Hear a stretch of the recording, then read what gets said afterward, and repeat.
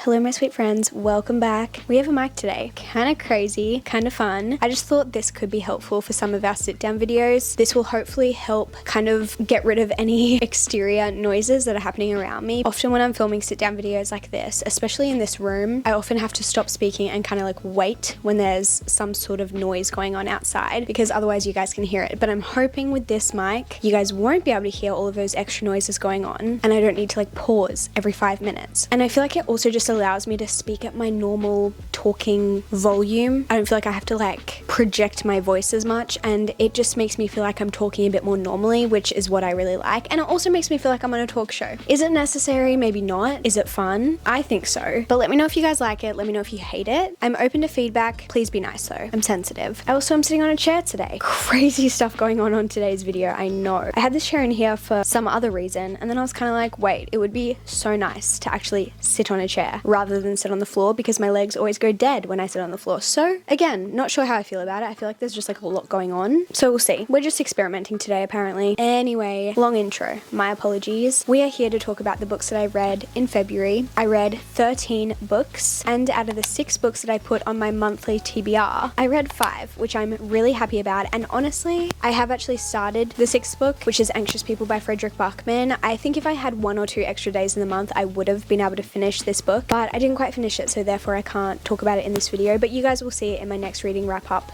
next month. Very successful TBR this month, very happy with that. But the first book that I finished this month was Onyx Storm by Rebecca Yarros. This is a chunker. Like, this was a long book, but I had a lot of fun with this. I think I ended up rating it 4.25, which is very similar to what I've rated the first 2 books in the series. The Empyrean series is not like my favorite series of all time, but it is a series that I have a lot of fun with. I do think in terms of like my hierarchy of this series and like where I would rate each book, I think Fourth Wing is my favorite, Onyx Storm is my second favorite, and Iron Flame is my third favorite, which seems to be a pretty common ranking from what I've seen from other people. But yeah, I picked up this book. I didn't have super high expectations, but I ended up just having a great time. I really liked the side characters in this book. I feel like they really shone, and I feel like they really made the story just like extra fun. And whilst I like Violet and Xaden, I just feel like, not that they took a back seat, but I think when you have a couple that has been established for multiple books, you definitely need to have things going on with the side characters. Otherwise, I think it can get boring because it's like we've already had 2 books with these 2 main characters. Like, give us something fresh, give us something new, and I think the side characters delivered that. So yeah, I just had a lot of fun. I will say the second half to me was significantly better than the first half. The first half just felt like we were doing these like random side quests at times. However, I do think a lot of the things that felt like random things in this book will end up being important later in the series. So I think it's just one of those things where like right now it feels a little bit unnecessary, but later on I'm sure it will make a little bit more sense. But yeah, I had a great time with this. I thought it was fun. I also do think it is really fun to read a really hyped up book whilst it is in the midst of its hype. So that's kind of what I wanted to do with this book. I wanted to read it while everyone was talking about it and everyone was excited about it because it just made it very exciting to be a part of that.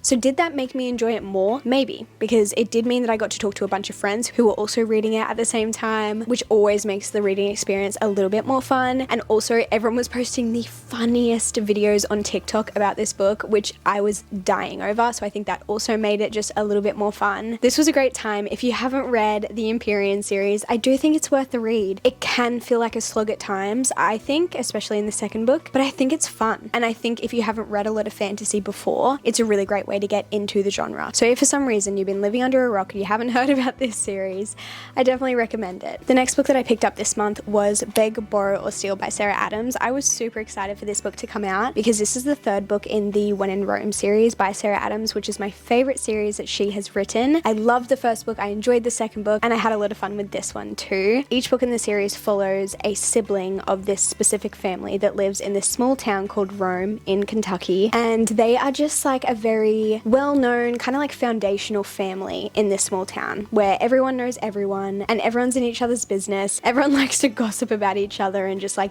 be super nosy, and it's just like a really silly, goofy time. It's one of those series where you could probably pick up any book in the series and start with any of them, but you would get the best experience if you start with When in Rome and, you know, read it in order. I don't think this was my favorite book out of the three, but it was a lot of fun, and I have seen a lot of people say it was their favorite out of the three, so maybe it will be yours. But in this one, we're following Emily, who is the eldest sister in this family that we've been following in the series, and we also have Jack, and they are both elementary school teachers. I think they both teach second grade, I want to say, and they have always been rivals. They've always felt quite competitive, but obviously they secretly quite like each other, and Jack has decided to move to this small town. So whilst he has been working as a teacher in this school in this small town, he hasn't actually been living here. He actually moved away for a time, and he has just moved back, and he's decided that he is going to move into this small town in Rome. And Emily is up in arms about it. She is like, absolutely not. If you move here, everyone is going to love you because you're so charismatic. You can talk to everyone, and I don't want everyone to love you because this is my town where everyone loves me,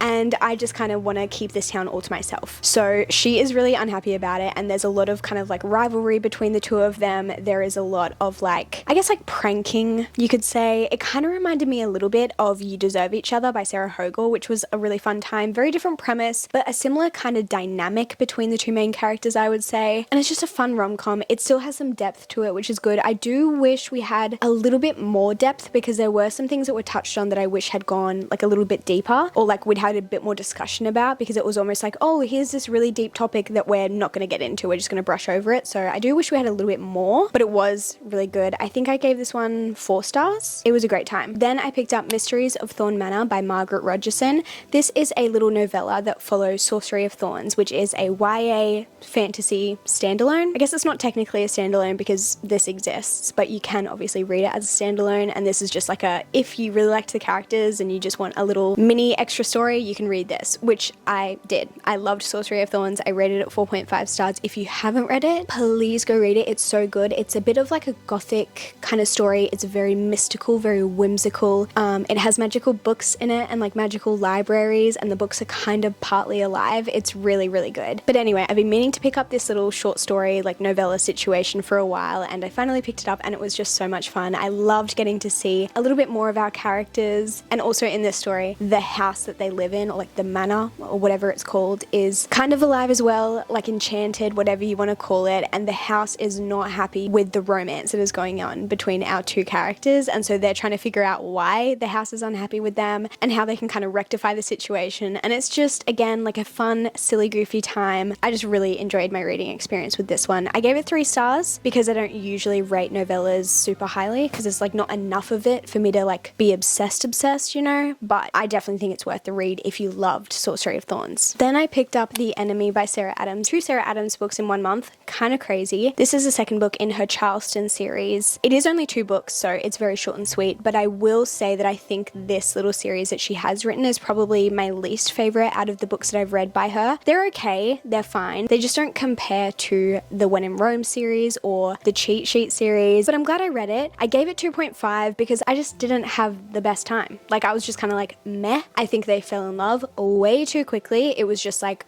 way too much of an insta love story for me personally. Like, it was like 40%, and I was like, I feel like the book could end here. It's not my favorite. I'm not obsessed with it. I probably wouldn't go out of my way to recommend it, but if someone was like, do you think I should read this? I'd be like, yeah, if you want, like if it sounds good to you. I did like our characters. I thought they were funny and a little bit goofy. I thought the guy was really sweet and he had some great acts of service, but overall I was just a bit like, I'm just like not invested in this. And if I'm not invested in a romance, it's probably hard for me to rate it high. Then I picked up Off to the Races by Elsie Silver, and I still don't really know what I want to rate this. It's either a 2.5 or a 3, maybe more of a 3 because I did enjoy parts of it, but overall I was just like not in love with it, and that just made me kind of sad because all of the other stuff that I've read by Elsie Silver I have loved. So I'm not sure if I just like don't love what her writing used to be and prefer it now. Like, I'm not really sure, but it just did not live up to Chestnut Springs and Rose Hill. Like I said, I enjoyed parts of it. I thought the storyline was actually really interesting because in this book you are following this lady that comes to train this horse, and this horse is seemingly like untrainable. Like, no one is able to work with this horse or get it to do what they want it to do, and this lady shows up and she is able to really connect with the horse and really work with the horse and train it and make it very, very successful. So I loved that element of the story. I loved seeing our main character with the horse and like the training and like the connection that they built. It was honestly like beautiful to watch. But the rest of the story, I just didn't care about the romance. And also, since reading this book, I also tried to read the second book in the series, which is Violet's book. And if you've read the Chestnut Springs, you like get the connection, blah, blah, blah. But I literally couldn't finish it because I was just so uninvested. Again, I wanted to be invested so badly, but especially with the second book and also with the first book, they are just like very spicy books, which is just not my preference. Obviously, everyone has personal preference, and I can totally see why some people love this series, but I just don't think this series is for me. And I think the difference is, I know that her newer books are definitely spicy as well, but they have this great element of found family and often really decent and like interesting plots as well. And I think I needed those elements in these older books, and I just wasn't getting that. And maybe I would have got that if I had continued and like gotten more into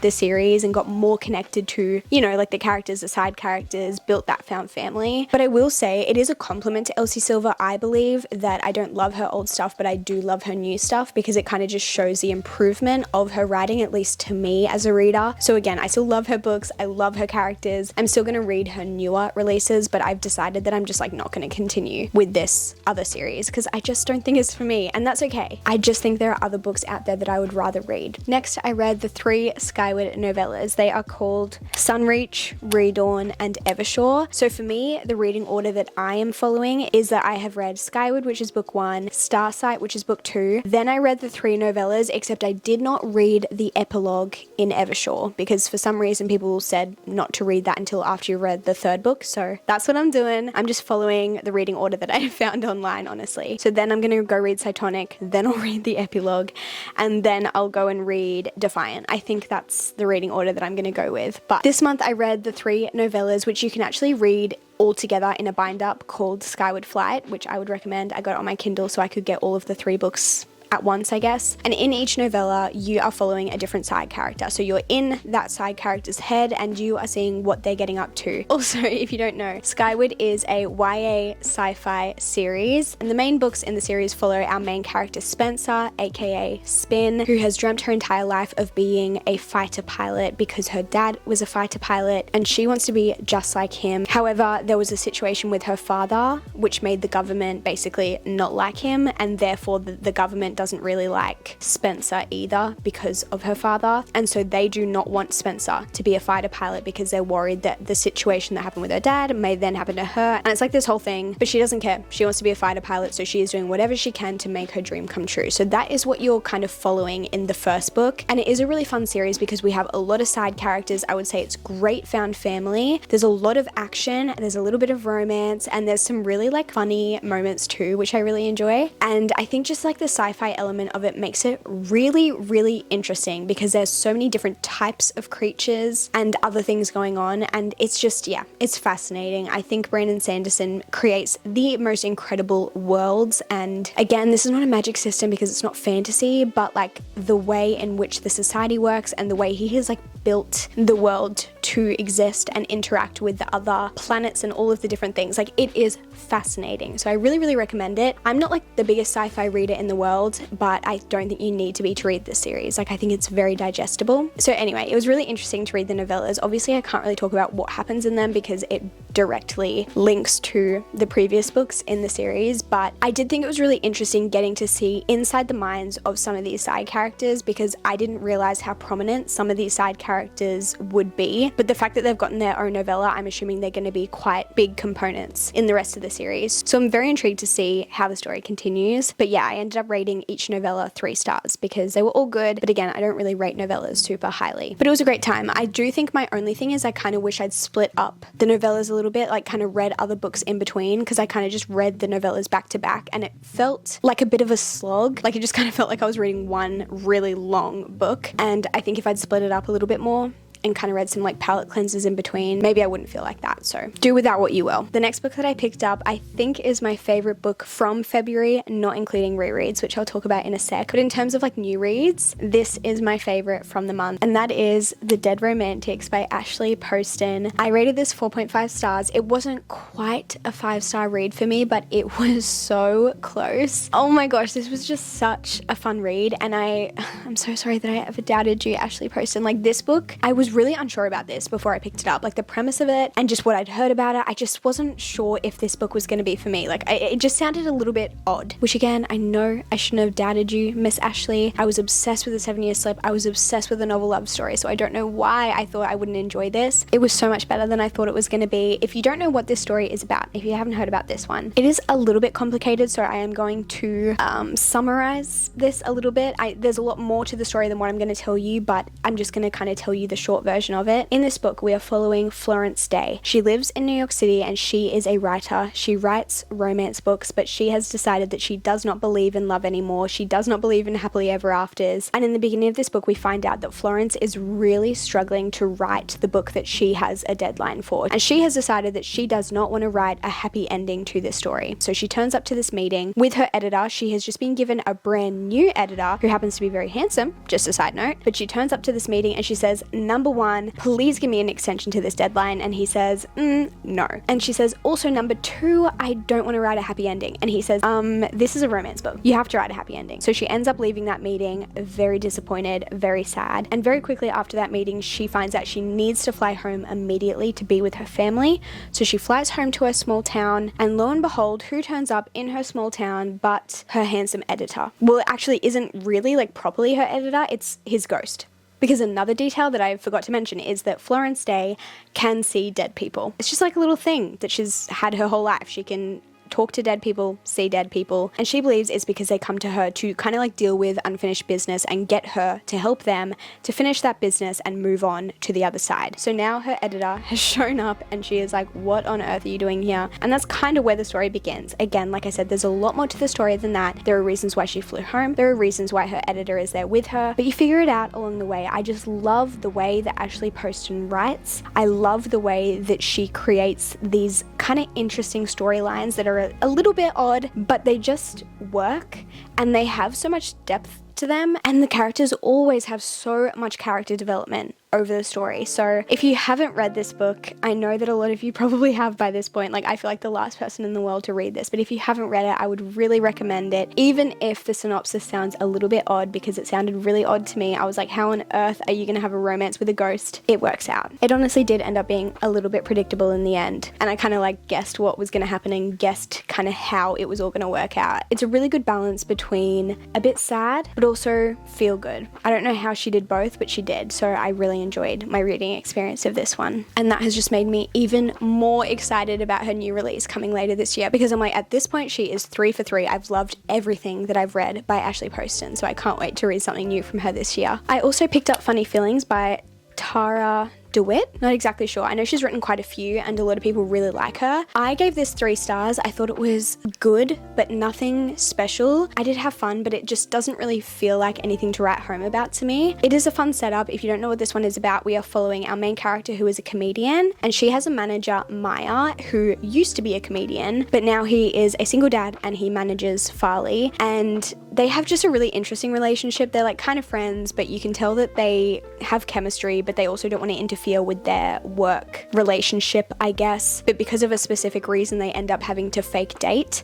And so obviously feelings get in the way, lines get blurred. I feel like the story is maybe one you've seen many times before, but it was done well. I didn't really connect to either of the characters. I do love a single parent story, and I did love that element of the book specifically. I think that was kind of like my favorite part, is just like how good of a dad Maya was, and also how good of a presence Farley was in the daughter's life as well. Like, I just think she did such a great job just being involved in the daughter's life. But overall, I just wasn't obsessed with the romance. I just felt fairly indifferent, but at the same time, like I liked it. So 3 stars feels like a good rating for me. Like it was good, but I'm probably never going to think about it again. I also did a reread of Emily Wilde's Encyclopedia of Fairies and Emily Wilde's Map of the Other Lands, and this is one of my favorite series of all time. These books are cozy fantasy, which basically just means that they are more kind of like low stakes, not as intense maybe as other fantasy books, but they are definitely cozy, as the name would suggest. Like these just feel like a warm cup of tea when you're reading them. I feel like I am completely consumed by this world and this story when I pick up these books. In the first book, we're following Emily Wilde as she tries to complete her Encyclopedia of Fairies that she has been writing for a very long time, but she needs to travel to this part of the world that she's never been to before so that she can study the folk of the land. But there are a lot of challenges that come along with that. Emily is quite awkward. She is not the best in social situations. She kind of finds it hard to pick up on social cues and kind of understand what is expected of her, especially in a foreign land, until her academic rival Wendell Bambleby shows up and he wants to step in and help Emily finish this Encyclopedia of Fairies, but she kind of doesn't want him to because she doesn't want him to take all the credit because he's done that before. And so they have this rivalry between them and this competitiveness between them. But they do actually make a really good team despite them kind of being opposites. But like the banter between them and like the slow burn, I guess you could call it all, like you know that there are feelings there, but it is very slow. I wouldn't go into this if you're expecting a romance. It is crumbs of romance, but the crumbs are so good. They are so good. I love our characters so much, and the side characters that you get in both books are just so wonderful and beautiful. And it is just, yeah, it is just magical. These books are magic. But I decided that I wanted to reread book 1 and 2 because book 3 has just come out, and I just like don't want this world to end. I don't want this series to end, so I thought maybe I'd be able to prolong it a bit if I reread book 1 and 2 and then went into book 3, and hopefully it'll give me the best experience out of book 3 as well, because if they reference anything from the first 2 books, I will have obviously just read the first 2. It'll be fresh in my mind, and honestly I just miss the characters a lot, so I thought it would be fun to do a reread, and it was so much fun. I love these books. They're 5-star reads for me. If I was a book, I think I would be these books. I know that they're not everyone's cup of tea. A lot of people don't like cozy fantasy because it's too slow, there's not enough happening, and I completely understand, but again, like I said earlier, to me they just feel like a warm cup of tea on a rainy day, sitting inside by the fire, like the smell of old books surrounding you and a candle burning, and maybe also a freshly baked good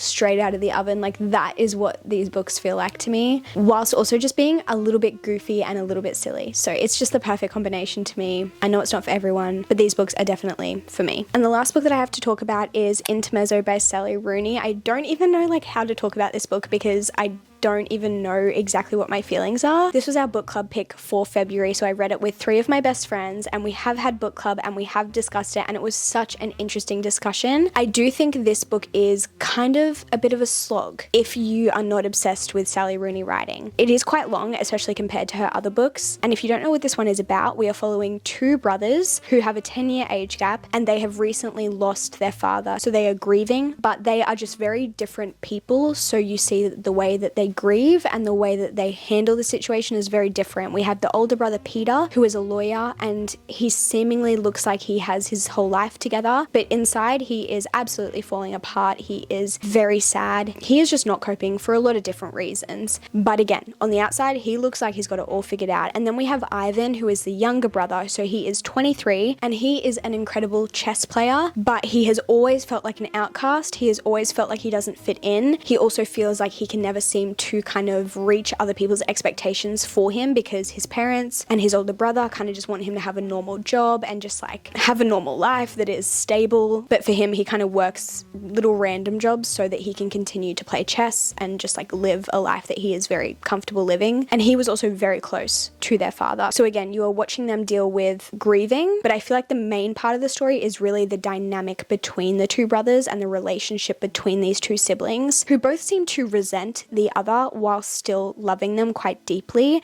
and wanting the best for them, but not really knowing how to show that. Like, for example, I think Peter is quite protective over his younger brother Ivan, but he doesn't always show it in the best way, and sometimes the advice that he gives Ivan is quite hypocritical. Yeah, it's just quite complicated, quite layered. And apart from the sibling dynamic, there is also like the romances in this book. So each brother have love interests, and you are looking at the dynamics and the intricacies of these love stories as well, which are very interesting. Yeah. It's a lot. I gave it 3.5 stars. I actually quite enjoyed it, but I didn't love it. I definitely wasn't like, oh my gosh, can't wait to pick up this book. But when I was reading it, I was enjoying it. And when I wasn't reading it, I was thinking about it. Like, I could not get this book out of my head.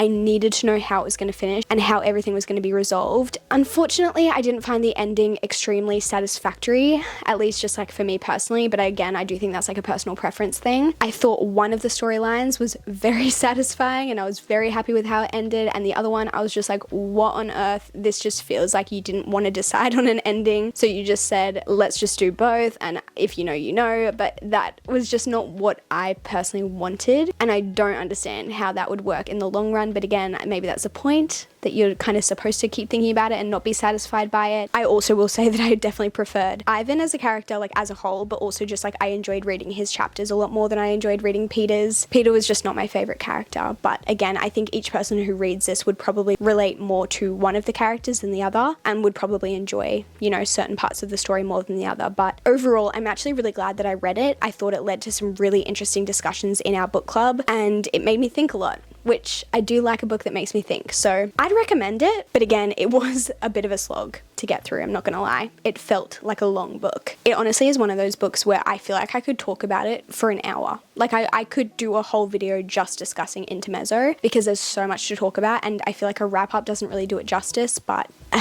I don't know how to condense my thoughts into just like a few minutes within a wrap up. So hopefully my thoughts are somewhat interesting to you, but I don't even know what my thoughts are about that book conclusively. But those are all of the books that I read in February. And also, if you want to know what our next month's book club is going to be, if you like keeping up with us, we are going to be reading The Favourites by Lane Fargo. I don't do an online book club or anything like that. I just do it with 3 of my best friends, but I know a lot of you like to keep up with what we're reading and like kind of read it alongside with us. So yeah, we are going to be reading The Favourites, which I'm really, really excited about. But I love you guys so, so much, and I will see you in my next video very soon. Goodbye.